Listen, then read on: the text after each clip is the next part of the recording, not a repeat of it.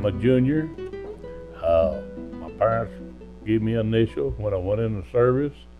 I had to have a name, so I take my dad's as a junior.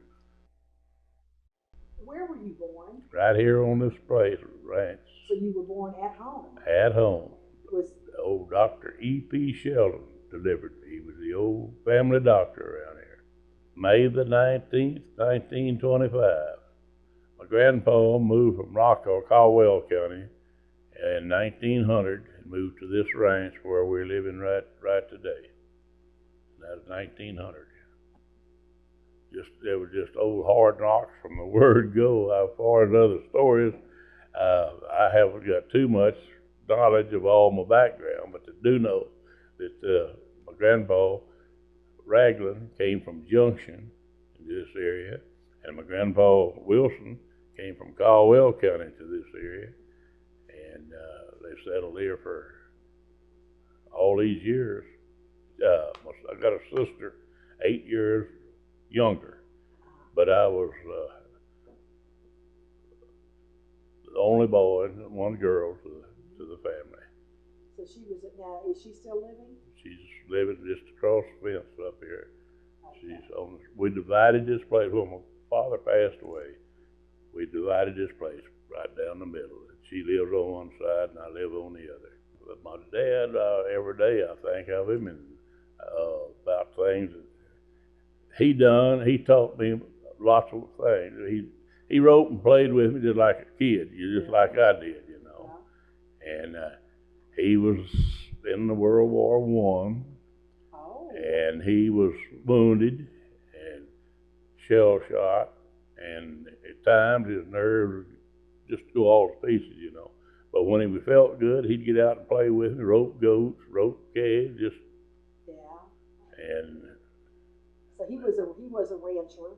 he was a rancher and farmer. He used to farm all this country here used to be in cotton, and also at Driftwood there was Cotton Gin and Driftwood and one Dripping Springs, and back in the late 30s it was goat country. They instead of cotton they went to goats, but they've always had a bunch of cattle, raised cattle in this area for years and years.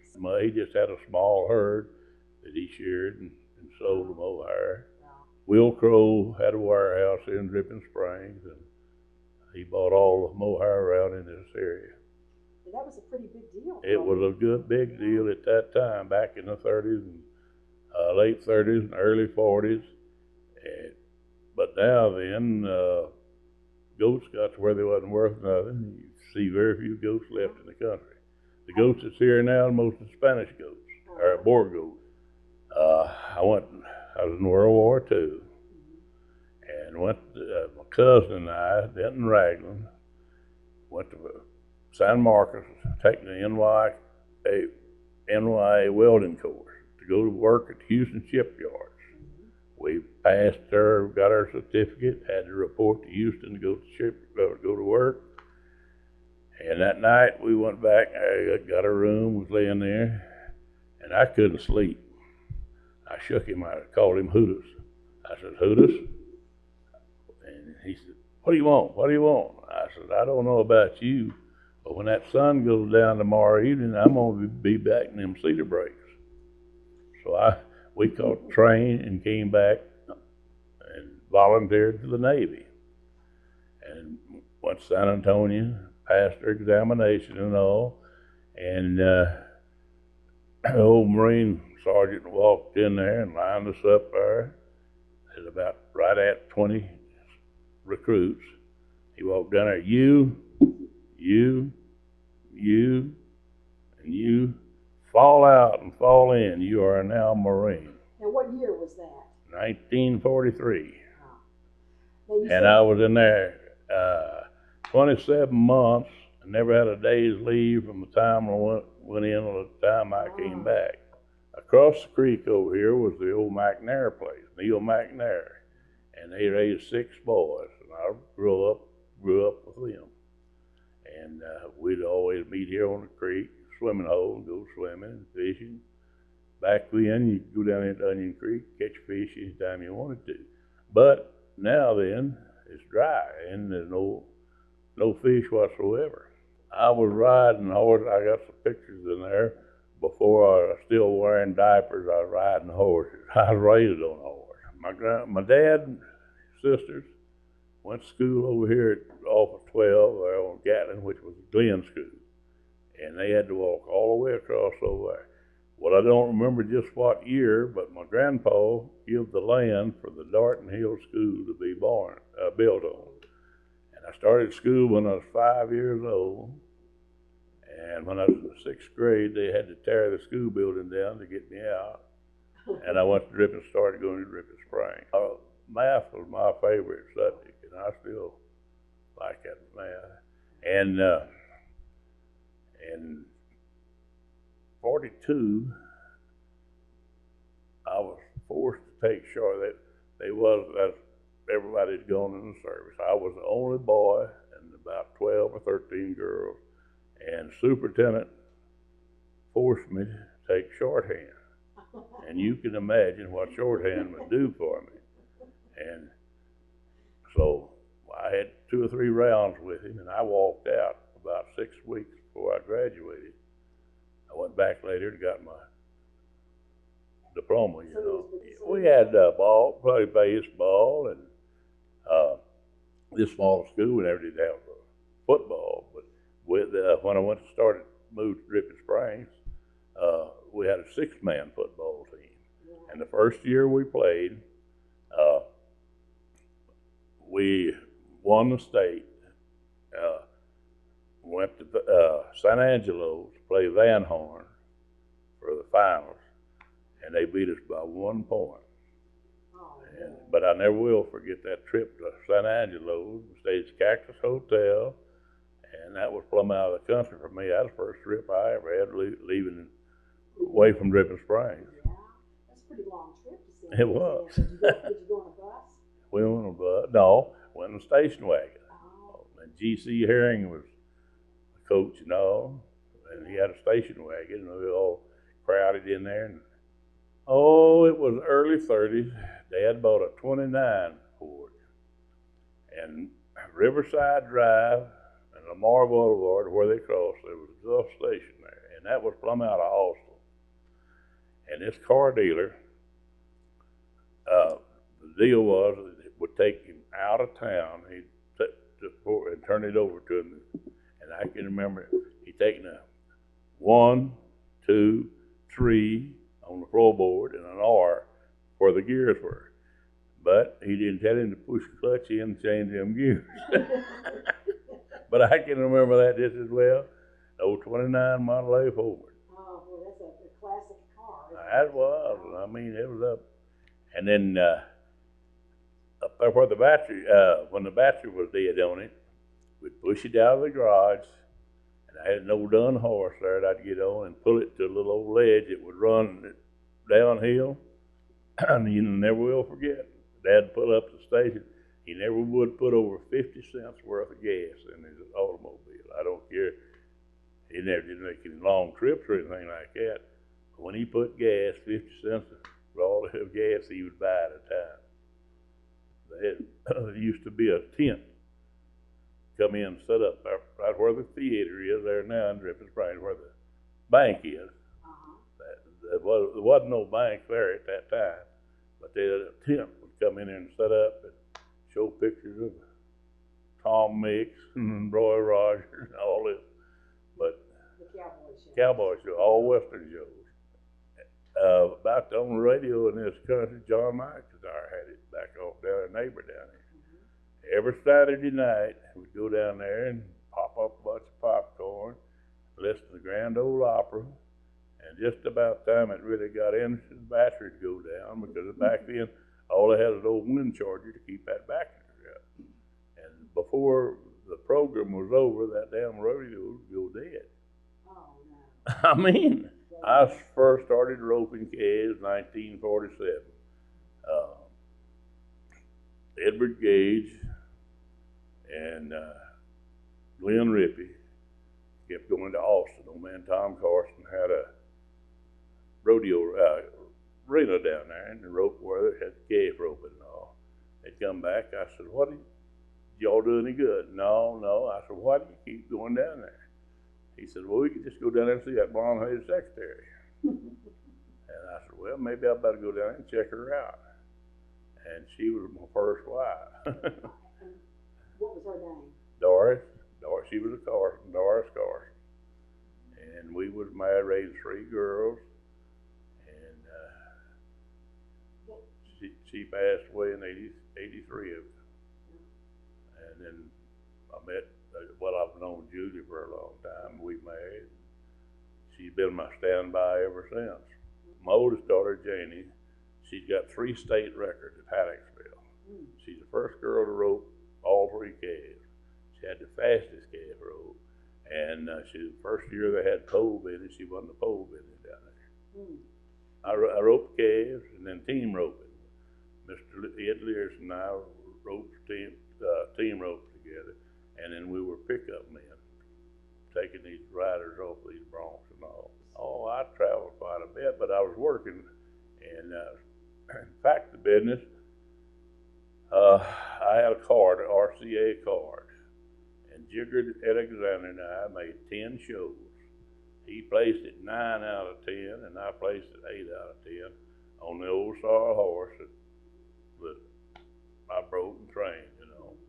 And we was roping, went to Huntsville, the prison rodeo down there, and he roped the calf. The old calf kicked loose from him.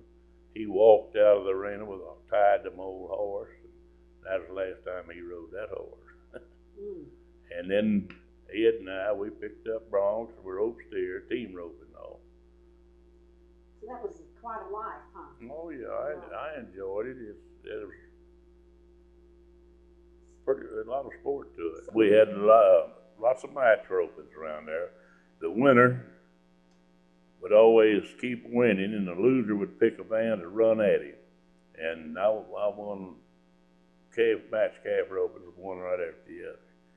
And then Ed Lears and I, we roped team rope steers, and one roped the head, and the other roped the heel. Get off the high square knot around both back legs. And then we picked up broncs at these rodeos. Clear the arena, rope bulls that didn't want to come out, would rope them and drag them out. And 2005, I was inducted to the Texas Rodeo Cowboy Hall of Fame. And that's, I'm really pleased to see that award, because most everyone, if the good Lord let me live to see my name up there, most everyone is put up there after they passed away. I retired, I rode from 47 in 1985. I won the all-around at George West, and that's when I quit road. My last buckle was 1985. Cattle raisers. All right. When they started this brand inspection, these auction sales, that was 1947. They passed a law that the record had to be kept of every animal that comes in on the yard there to be sold. I told him I was there to check the cattle and all. And he said, well, I don't think we need an inspector up here. And I said, well, didn't you get a letter that they would be a man here work yourself? He said, yeah, but he said, I really don't think we need him. And I said, well, I'm sorry, but I'm here to check the cattle. We're going to try to get along if we can, but I'm going to be here regardless. Well, I worked on there quite a while. My working conditions were pretty bad. And came by there one Friday afternoon. He had a bunch of South Texas cattle in there. They broke out. There's them peanut fields around up there. And I went to him. I said, now, if you got an extra horse, I'll be glad to help you catch these cattle and put them back in the pen. And he did, and I broke several cows, helped him drag him in there. Well, I never did have any problems thereafter working there. I was welcome as could be. And I went to work in December of '66, I believe it was. or 67. Don C. King, he was Secretary and General Manager of the Cavalry Association, and I carried the Special Texas Ranger Division for 28 years. And my retirement was 1990, and Don and Billy, his wife, came by and sat up at the supper table. I said, Don, I'm sure looking forward to my retirement. Oh, wasn't a word said. And a week or two, I called the Fort Worth office and talked to him about a little matter. It's pretty important to me, but he didn't even want to talk about it. He said, why don't you just stay in and go out when I do? So I need some more time out of you. So I give him 5 years of my retirement. I retired in 95. He went out in 95, and that's when I went out. Now, was this the part that was the Cattle raiders, cattle raiders? Texas and Southwestern cattle raiders. Did you guys catch many cattle rustlers? Sure did. So tell me a little bit about that. What you? We had 2 colored boys went down there at Litton Springs, stole some cattle. They loaded them. Where they loaded them, one of them had lost his check, the council checks there in the pen where they loaded the cattle. So we knew who we were looking for. And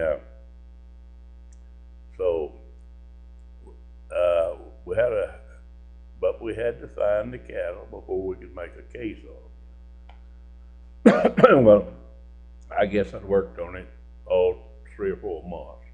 Run checks. See, they keep a record of cattle that's sold, send to the Fort Worth office, put on a computer and all. When I run brand checks and this and that and everything I could think of, never could find them. And Harold Moss came to me one day there at the Lockhart auction. He said, Wilson, he said, did you ever find them cattle that's stolen down at Little Springs? I said, Harold, I've done everything in the world. He said, well, I can tell you where you can go find them cattle. He said, I saw Charlie Lee Franks and Floyd Johns coming from Temple on a sale day. He said, I'll bet you if you go to Temple, you can find them cattle. So I went to Temple, sure enough, I found them cattle. And then I went to Phoenix, Arizona, and picked up a prisoner. And I had lots of rest. Wow. And fact of business, I was attached to company of Texas Rangers. And anytime the Rangers needed help, I was called in.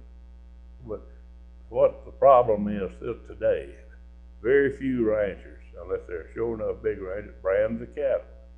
And if that animal don't have a brand on it, you can't identify it, well, you can't make a case. You've got to have that animal and be identified before you can make a case of it.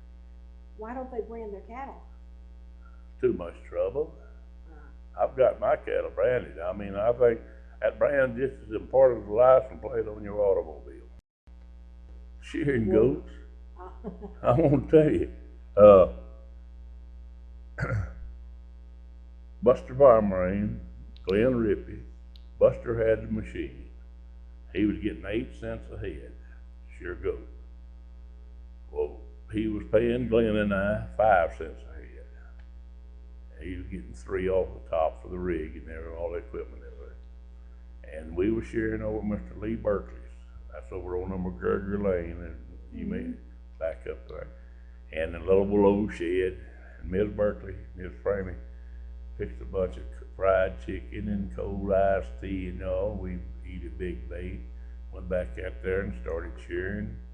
And one of them old pet goats bit old Glenn on the side. He jumped up, cussed it and stomped it, turned it loose, half sheared. And went out there and sat down on a wool sack. Well, Buster and I was going to have to double up that afternoon to finish up. Well, about 4 o'clock that afternoon, I got to thinking about how smart he was. I cut my header out, went out there and joined him. But I was getting 5 cents a head, and I just worked my tail off to get up. My goal was to shear 100 head a day, and that's one of the hardest jobs I guess I ever had. the Blanco Bank was robbed. Now, when was this? Oh, it was back in the 40s. And the old boy robbed the bank, pulled in here Dripping Springs. He knew Reed Hollingsworth and his family. He got in there and tried to get Reed to take him to Austin. And Reed wouldn't do it. So he gets out on the road and goes up there, across the road from the old tinny place, and gets in the brush. And so my aunt lived over there on, and had to come out this gate. And her mother lived right down the road. She's going to undo her washing. Well, Howard Tatum was the bank robber. He gets up, starts over there to open the gate. Well, it scared him. So she turns around, goes back, and gets Bonko, Tommy. They come back there, and Tommy gets out, opens the gate, and they go on down there. But he goes down and gets Deputy Sheriff, Will King, the Deputy Sheriff. And he said, there's an old tramp up there. I said, I wish you'd go up there and move him. So his wife gets alarmed, trying to go in and out the gate. Well, James Farrell and Tommy Turner were mechanics there at the Central Garage and all. And Will King's son-in-law run the garage. Well, they go up there to get him out of remove him. And heck, Will recognized him. He knew him. And so he told him, he asked him what he's doing. He said, well, he's just hitchhiking to Austin. He said, well, come on down. He said, I'll haul you down there and you can catch a bus. And so he goes down there and holds the wire up for him, crawl through. And when he crawls through, he comes up and jerks his gun out, puts him in the car, and points at Tommy Turner and James Farrell. He said, now you just lay right there and don't you move. And they got scared old Tommy so bad he couldn't move. But anyway, he got to poking him side, drive faster, and Will told him, he said, Howard, he said, drive any faster, I'll wreck this thing. He said, stop and let me out. Well, by then, all the alarm had been out, you know, that it was looking for him everywhere.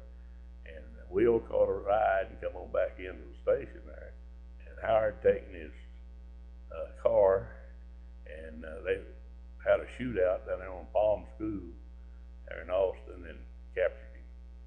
But that was one of the biggest events around back to this part of the country about that time. No, I built this house. I built this house from, I can't even remember just exactly the year, but 84 is when I moved up here and built this house. So I lived in Buda, 28 years there on Route 4. I bought the place from Mr. Luther Turner. And after my wife passed away, well, I always wanted a place right here where I've got this house. And so I built this house in 84. This is a really nice place. Well, thank you, ma'am. But it's heaven to me. I wouldn't bother. Yeah. I've been offered just a lot more money than what it ever would be worth. But as long as I'm living, when I leave this place, it'll be a little bond box. I can get on this four-wheel. I've got a little bunch of cattle, got a little bunch of goats, I've got a bunch of wild deer that I call and talk to, and they'll follow me around. And these old goats, I can call them, get on that four-wheeler and take them anywhere, and they'll come up, eat out of my hands and all. The old cow will do the same thing. And if I get kind of depressed or something, I'll get on my four-wheeler and I go down there and talk to these old cows. They talk back to me. Sounds pretty good. And it's just nice living here, that's all.